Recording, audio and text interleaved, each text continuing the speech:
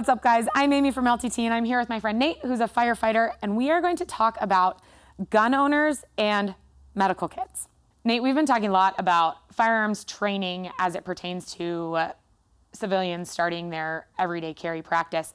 As a SWAT medic and firefighter, what is the best advice you can give for somebody who is not well-versed in medical kits? Where should they go for information, and what should they start to familiarize themselves with when it comes to medical tools? Great question, Amy. So the time to familiarize is not when you need it or when it's still in the wrapper. So you want to get informed and get educated right now before you're in an emergency. So some of the things that you really want to have in your kit is the basics. Tourniquets that we've talked about, very important to have at least one tourniquet, and chest seals.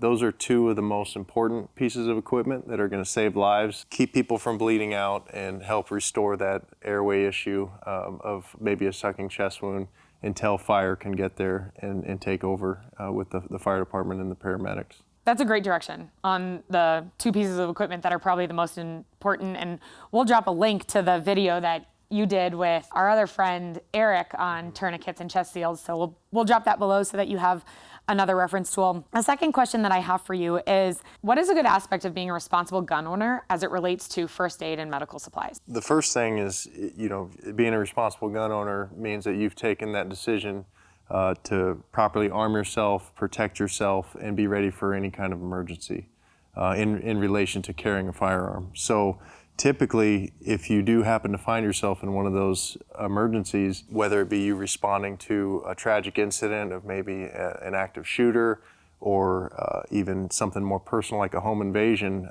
regardless, there's a high likelihood there's someone who's now injured where basic medical supplies, a basic first aid kit, could make the difference of someone coming home alive or not.